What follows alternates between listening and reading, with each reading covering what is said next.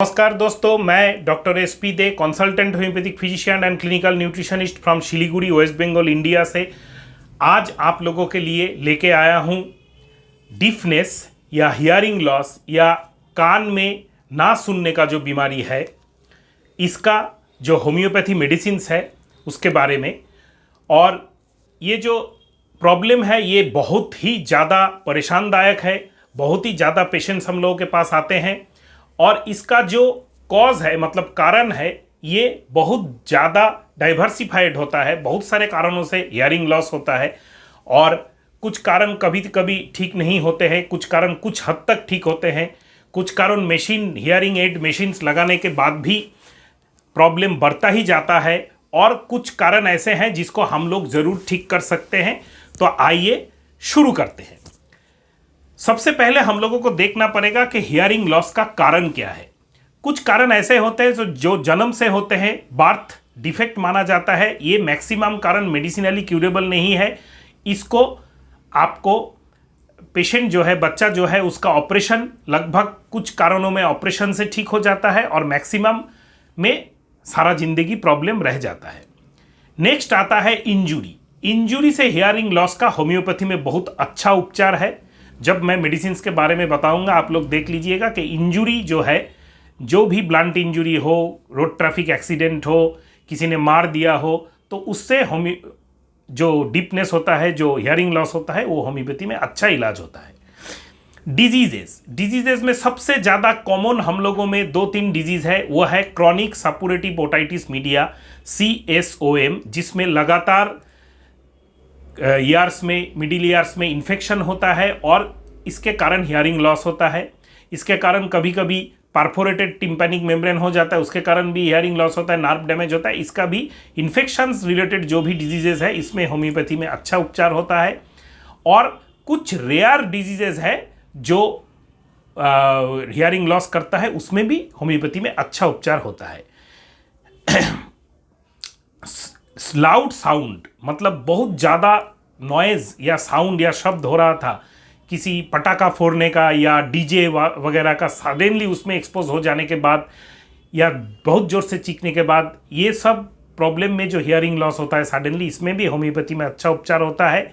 Age related hearing loss बहुत ज़्यादा common problem है, खास करके एलोपैथी बहुत सारे मेडिकेशंस, जैसे मेरे जानने में आपका जो रूमेटॉइड आर्थराइटिस के पेशेंट्स होते हैं, ल्यूकोडर्मा विटिलिगो के पेशेंट्स होते हैं, सोरियासिस के पेशेंट्स होते हैं, या मल्टीपल स्क्लेरोसिस के पेशेंट्स होते हैं, या ऐसे बहुत सारे आर्थराइटिस या ऑटोइम्यून डिसऑर्डर्स के पेशेंट होते हैं जिनको HCQS हाइड्रोक्सीक्लोरोक्विन वगैरह एलोपैथिक मेडिसिन दिया जाता है, स्टेरॉइड्स दिया जाता है। उनका जो हियरिंग लॉस होता है उसमें भी होम्योपैथी बहुत हद तक काम कर सकता है।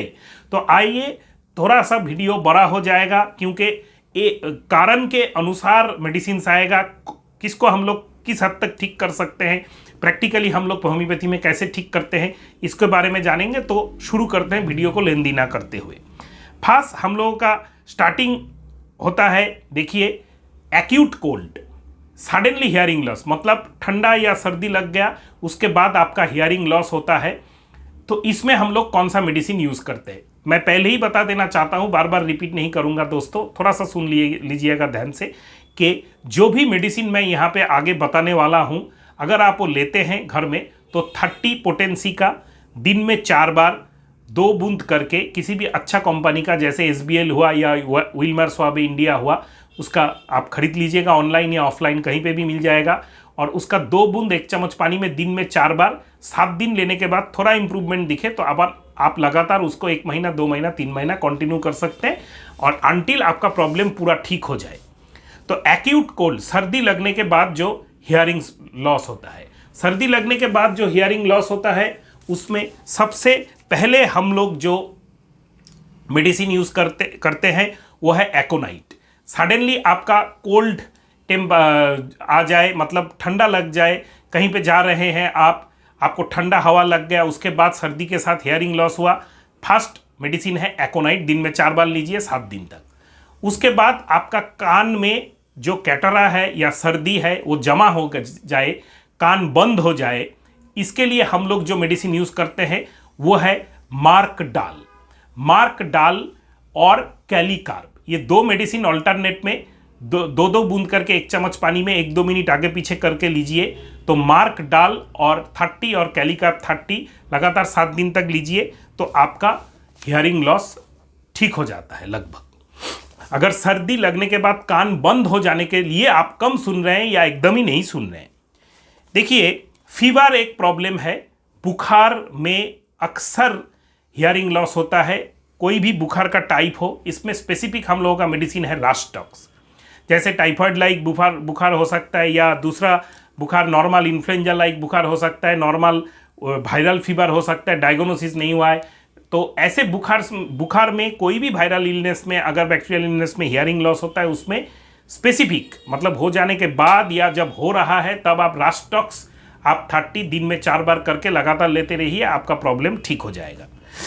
कॉजलेस हियरिंग लॉस, देखिए दोस्तों, कॉजलेस हियरिंग लॉस मतलब यहाँ पे एज रिलेटेड जो हियरिंग लॉस होता है उसको समझाया गया है। जैसे आजकल देखिएगा बहुत सारे पेशेंट्स हैं, बहुत सारे मेडिकेशन एलोपैथी के ऊपर लेते हैं, 7-8 मेडिकेशन लगातार सालों तक चलता रहता है। तब जो मेडिसिन लेके आप जो एज रिलेटेड हियरिंग लॉस के तरफ जाते हैं, उसको रोक देने के लिए, उसको ठीक करने के लिए सबसे अच्छा मेडिसिन होता है सिफिलाइनाम। लेकिन ये सिफिलाइनाम जो मेडिसिन है, ये मैं बोलूँगा आपको अच्छा कोई इंस्टीट्यूशनली क्वालिफाइड BHMS या MD होम्योपैथी डॉक्टर से कंसल्ट करके ही लीजिए। डीप एक्टिंग मेडिसिन है, बहुत सारा सिम्टम्स देख के देना पड़ता है। और ये एज रिलेटेड जो हियरिंग लॉस होता है या दूसरा मेडिसिन से, मेडिसिनल एक्शंस के साइड इफेक्ट्स से जो हियरिंग लॉस होते हैं, इस पे और बहुत सारे मेडिसिन हम लोगों के आते हैं। ट्यूबरकुलिनाम आता है, थायरॉयडिनाम आता है, मेडोरिनाम, सोराइनाम, साल्फार, बहुत सारा डीप एक्टिंग मेडिसिन आता है। इसको भी इंस्टीट्यूशनली क्वालिफाइड होम्योपैथी डॉक्टर से कंसल्ट करके ही आपको लेना चाहिए। कॉन्वल्शन आफ्टर हियरिंग लॉस, बच्चों में या बड़ों में भी अगर एपिलेप्टिक फिट्स होता है, उसके बाद हियरिंग लॉस होता है, तो हम लोगों का स्पेसिफिक मेडिसिन है सिकेलिकॉर। सिकेलिकॉर का आप 30 पोटेंसी दिन में 4 बार 2 बूंद करके 7 दिन तक लेते रहिए, आपका प्रॉब्लम काफ़ी हद तक कम हो जाएगा या पूरी ठीक हो जाएगा। देखिए और एक हियरिंग लॉस देखा जाता है खास करके थोड़ा सा aged, more than 50-60 aged patients में, जिसमें गाउट के लिए होता है। मतलब क्रॉनिक गाउटी पेशेंट्स है, यूरिक एसिड बहुत दिनों से उनका हाई है, बहुत सारा ट्रीटमेंट हो चुका है, अभी हियरिंग लॉस होता है। गाउट का एक लॉन्ग टर्म कॉम्प्लिकेशंस होता है hearing loss. Uric acid crystals years के जो मेलियस, इनका स्टेपिस जो हड्डियां है, जो कान के पर्दे हैं, उनमें ऐसा वेब क्रिएट करके हियरिंग को आपको सुनाई देता है, तो उसमें यूरिक एसिड क्रिस्टल डिपोजिट्स होता है और उसके लिए एक हियरिंग लॉस होता है। अगर पेशेंट का long term history of gout है और लग रहा है कि उसी के कारण, या डॉक्टर ने बोल दिया है कि उसी के कारण पेशेंट का हियरिंग लॉस हो रहा है, तो मेडिसिन है फेरामपिक। फेरामपिक को आप लगातार महीनों तक ले सकते हैं, 7 दिन ट्रायल के तरफ के लेके, आपको अगर अच्छा लगे तो आप कंटिन्यू कीजिए। पोटेंसी डोज सेम जो मैंने पहले बताया। पर्टिकुलरली अगर आपका इन्फ्लुएंजा लाइक इलनेस है, वायरल फीवर है, उसके लिए आपको हियरिंग लॉस हुआ है, उसका साइड इफेक्ट्स, उसके साथ वीकनेस वगैरह है, मैंने पहले ही बताया है, रास्टॉक्स मेडिसिन है। अगर रास्टॉक्स से काम नहीं आया तो आपका स्पेसिफिक मेडिसिन है salicylic acid. Salicylic acid 30 potency power है, जो पहले जैसे मैंने बताया डोज पोटेंसी सेम रहेगा। इंजुरी टू हेड या फेस, अगर आपका इंजुरी होता है हेड में, रोड ट्रैफिक एक्सीडेंट हो, गिर गए, किसी ने मार दिया, ब्लंट इंजुरी, घुसा लग गया, थप्पड़ लग गया, फर्स्ट मेडिसिन हम लोगों का होता है आर्निका। आर्निका का यहाँ पे मैं मेंशन करना चाहता हूँ, आर्निका का पावर यहाँ पे आप हाई पोटेंसी यूज़ कीजिएगा, 200 या उससे ज़्यादा 1 mb यूज़ कर सकते हैं। अगर 200 यूज़ करते हैं, दिन में 4 बार 2 बूंद 1 चम्मच पानी में लगातार लेते रहिए। उसके कुछ दिन बाद और फास्टर इंप्रूवमेंट के लिए आप 1 m पोटेंसी दिन में 2 बार 1 चम्मच पानी में 2 बूंद डाल के लेते रहिए। अच्छा कोई कंपनी का मैंने पहले ही वीडियो में मेंशन कर दिया है। उसके साथ आपको बीच बीच में 2-3 दिन में आपको हाइपेरिकम लेना है। हाइपेरिकम एंड आर्निका को अल्टरनेट भी करते हैं कभी कभी हम लोग। हाइपेरिकम एंड आर्निका का आप 200 पोटेंसी 1-2 मिनट आगे पीछे करके दिन में 4 बार 1 चम्मच पानी में 2 बूंद करके लेते रहिए। और अगर ऐसा भी, मैंने पहले जैसे ऐसा भी कर सकते हैं कि आप 7 दिन तक आर्निका 200 लिया, फिर 7 दिन तक हाइपेरिकम 200 लिया, फिर बहुत बेटर फील हो रहा है तो 3 दिन आर्निका 1M ले लिया, फिर 3 दिन हाइपेरिकम 1M ले लिया। ऐसे भी कर सकते हैं, ऑल्टरनेट भी कर सकते हैं। बहुत ही अच्छा काम करता है इंजुरी के जो नार्व डैमेज होते हैं उससे रिकवर करने के लिए। 15 दिन 1 महीने में पेशेंट पूरा ठीक हो जाता है। लाउड साउंड फ्रॉम बहुत इंपॉर्टेंट है आजकल के दिनों में। आप शादी में या कहीं पे पार्टी में गए, वहाँ पे बहुत ज़ोर से डीजे बज रहा था, आने के बाद आपको लग रहा है मेरा कान में सुनाई नहीं दे रहा है, 1 या 2 कान में। स्पेसिफिक मेडिसिन है सीपिया। 30 पोटेंसी का लगातार 7 दिन सेवन कीजिए, इंप्रूवमेंट होता है तो 30 कंटिन्यू कीजिए, या 200 में दिन में 2 बार आप लेते रहिए लगातार, कुछ दिनों तक ठीक हो जाएगा। मिजिल्स आफ्टर, ये एक बहुत ही हम लोगों के इंडिया में देखा जाता है बच्चों में या बड़ों में। मिजिल्स जो होता है, मिजिल्स के बाद हियरिंग लॉस होता है और वो जो है प्रॉब्लम जल्द से ठीक नहीं होता है। होम्योपैथी में बहुत ही फेमस स्पेसिफिक मेडिसिन है पाल्सेटिला। पाल्सेटिला 30 लगातार 7 दिन तक लीजिए, जैसे पहले मैंने बताया। उसके बाद आपको इंप्रूवमेंट होगा तो आप 200 पोटेंसी दिन में 2 बार करके 15 दिन तक लीजिए, आपका प्रॉब्लम एकदम ठीक हो जाएगा। ओटोरिया आफ्टर, ओटोरिया आफ्टर मतलब क्रॉनिक सपोरेटिव ओटाइटिस मीडिया का जो डिस्चार्ज होता है उसको हम लोग मेडिकल साइंस में ओटोरिया बोलते हैं। तो आपका कान से बहुत ऐसा, अगर आपका आप में हिस्ट्री है कि कान से बहुत दिन से पीक खून वाला पानी, पीक वाला पानी निकलता रहता है, जिसको क्रॉनिक सपोरेटिव ओटाइटिस मीडिया बोलता है। आप ईएनटी के पास जाते हैं, बार बार आपका एंटीबायोटिक दिया जाता है लेकिन हियरली लॉस इंप्रूव नहीं हो रहा है, वहाँ पे हम लोगों का स्पेसिफिक मेडिसिन है लाइकोपोडियम। लाइकोपोडियम 30 लगातार 7 दिन लेने के बाद थोड़ा सा इंप्रूवमेंट दिखे तो 200 में चले जाइए। दिन में 2 बार आप 1 चम्मच पानी में 2 बूंद डाल के लाइकोपोडियम का 7 दिन और ले लीजिए, देखिएगा आपका प्रॉब्लम लगभग ठीक हो जाएगा। र्यूमेटिक हियरिंग लॉस, ये एक अक्सर अभी का जो सिनेरियो है इसमें बहुत ही बार्निंग प्रॉब्लम है, क्योंकि rheumatic arthritis, rheumatoid arthritis, seronegative and seropositive rheumatoid arthritis, systemic lupus erythematosus, SLE या आपका HLA B27 पॉजिटिव जैसे एंकाइलोजिंग स्पॉन्डिलाइटिस, ये सब केसेस में अक्सर लॉन्ग टर्म कॉम्प्लिकेशंस और सोरियासिस ही ऑटोइम्यून डिसऑर्डर होता है। बहुत सारे ऐसा autoimmune disorder and rheumatic disorder में आपका hearing loss long term complications में एजेड पीपल को होता है। होम्योपैथी में एक स्पेसिफिक मेडिसिन है, बहुत ही अच्छा मैजिकल आपका रिलीफ मिलेगा, वो है भिस्कम एल्बम। भिस्कम एल्बम 1 चम्मच पानी में 2 बूंद डाल के 30 पोटेंसी का लगातार पेशेंट को देते रहिए महीनों तक, बहुत अच्छा इंप्रूवमेंट होता है। बच्चों में या यंगस्टर्स में अक्सर देखा जाता है एक्यूट अपर रेस्पिरेटरी इन्फेक्शन हुआ है और उसमें टॉन्सिल्स एनलार्ज हो गया है, उसके लिए उसको कान में सुनाई नहीं दे रहा है। जो भी एंटीबायोटिक चले या ना चले, दूसरा कोई होम्योपैथी मेडिसिन चल रहा है या एंटीबायोटिक चल रहा है, उसके साथ जो मेडिसिन आप दे सकते हैं वह है मार्कसॉल। मार्कसॉल 30 दिन में 4 बार करके 1 चम्मच पानी में 2 बूंद डाल के 7 दिन तक दीजिए, पेशेंट का हियरिंग लॉस ठीक हो जाएगा, टॉन्सिलस अपर रेस्पिरेटरी ट्रैक्ट इन्फेक्शंस भी ठीक हो जाता है। ये अगर खास करके बच्चों में होता है, एकदम छोटे बच्चे जैसे 2 या 3 साल के बच्चे, उसमें स्पेसिफिक मेडिसिन है हम लोगों का कैलीबाइक्रोमिकम। कैलीबाइक्रोमिकम 30 दिन में 4 बार करके 2 बूंद 1 चम्मच पानी में लगातार 7 दिन दीजिए, पेशेंट का इंप्रूवमेंट बहुत ही अच्छा मेडिसिन है। और एक बहुत ही जैसे पहले बताया, फीवर बहुत ही इंपॉर्टेंट एक जगह है कि फीवर के साथ हियरिंग लॉस, रास्टॉक्स तो एक मेडिसिन है ही। टाइफाइड स्टेट्स लाइक फीवर, लो एडाइनेमिक टाइप फीवर, जिसमें टाइफाइड डायग्नोसिस हो या पैराटाइफाइड डायग्नोसिस हो या डायग्नोसिस नहीं हो, जो फीवर हम लोगों का 7 दिन तक चलता है विदाउट एनी स्पेसिफिक डायग्नोसिस और any not diagnosis, viral fever में भी हो सकता है। तो कभी कभी रात में ट्यूबरकुलर फीवर टाइप का आता है लेकिन ट्यूबरकुलोसिस है नहीं, ऐसा मोर देन 7 डेज या बीच बीच में पेशेंट का फीवर आता ही रहता है, 7 दिन से ज़्यादा ऐसा हो गया है, पेशेंट को खाने का इच्छा नहीं है, वीकनेस है, ऐसे लो एडाइनेमिक टाइप ऑफ फीवर के साथ अगर हियरिंग लॉस होता है, बहुत ज़्यादा वीकनेस अगर पेशेंट को रहता है तो फॉस्फोरिक एसिड, बहुत ज़्यादा वीकनेस पेशेंट को नहीं रहता है तो फॉस्फोरस, एंड उसके साथ अगर पेशेंट का डायरिया या लूज स्टूल का हिस्ट्री है तो हम लोगों का मेडिसिन है भिरेट्रम एल्बम। ये 3 मेडिसिन हम लोग अक्सर यूज़ करते हैं लो एडाइनेमिक टाइप ऑफ फीवर में, और फॉस्फोरिक एसिड, फॉस्फोरस, भिरेट्रम एल्बम जो मैंने बताया। वीकनेस अगर बहुत ज़्यादा है, पेशेंट हर टाइम सोया रहता है तो फॉस्फोरिक एसिड, उतना ज़्यादा वीकनेस नहीं है, पेशेंट नॉर्मल है लेकिन रात में बीच बीच में फीवर आता रहता है, ठंडा लगता रहता है, उसके साथ प्रोग्रेसिव हियरिंग लॉस हो रहा है, फॉस्फोरस एंड पेशेंट का डायरिया हो रहा है बीच बीच में, उसके साथ पेशेंट का फीवर उतना ज़्यादा नहीं है, लेकिन डायरिया से पेशेंट उठ नहीं रहा है, बहुत सारा मेडिसिन फेल्स हो चुका है, तो उसके साथ प्रोग्रेसिव हियरिंग लॉस, देन भिरेट्रम एल्बम। बहुत ज़्यादा वॉमिटिंग होने पर, इलेक्ट्रोलाइट बैलेंस कभी कभी बिगड़ जाने पर हियरिंग लॉस होता है। ऐसे केसेस में हम लोगों का मेडिसिन होता है एंटीमक्रूट।